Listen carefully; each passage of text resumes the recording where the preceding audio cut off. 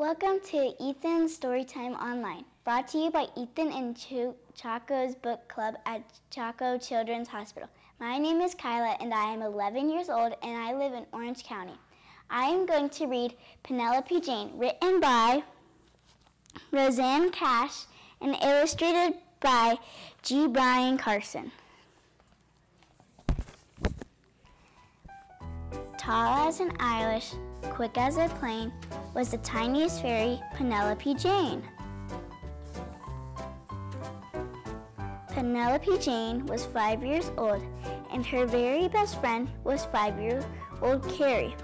She lived with her mother, Jeanette de la Fosse, in the top right-hand drawer of young Carrie's dresser. The fairies were French, and they just loved to eat. 7 croissants was their favorite treat.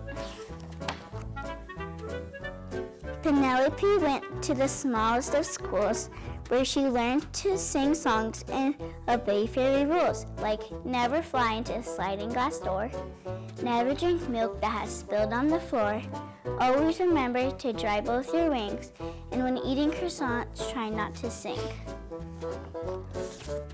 One day, Carrie was skipping to school. She felt on her shoulder a droplet of jewel. "Penelope, what are you trying to do?"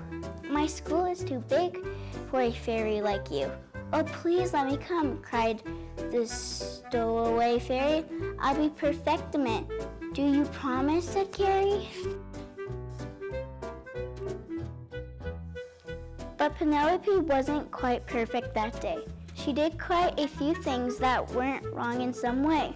She dived on the turtle, she pestered the fish, she log rolled the chalk, she danced in the dish. She fell in the glue, got a Miss Lily pot buster, got stuck in a sandwich and covered with mustard.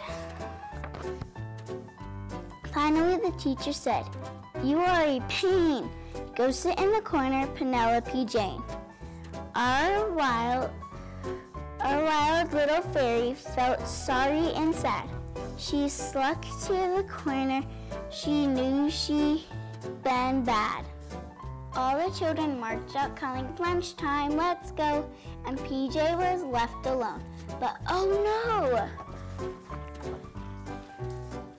At first she smelled smoke, then she saw a small flame.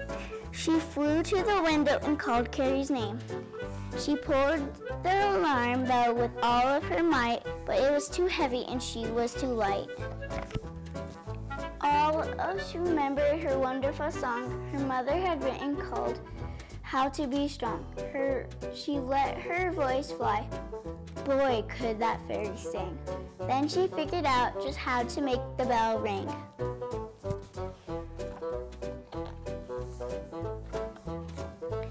Bring! "Penelope Jane, you're a hero," cried Carrie. "Not trouble at all," said the eyelash horror fairy. "You sure saved the day. You can come back next week." Penelope laughed and she kissed Carrie's cheek.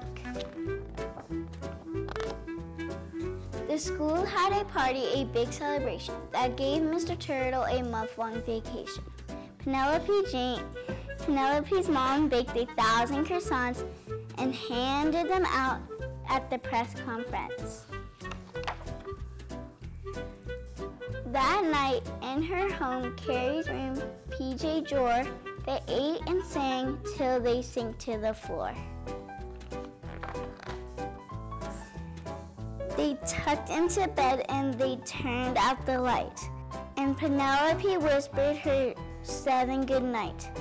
As Carrie lay snug in her soft, cozy bed, she looked at Penelope Jane and she said, "I really would like to learn how to be strong." And PJ said, "Carrie, I'll teach you my song."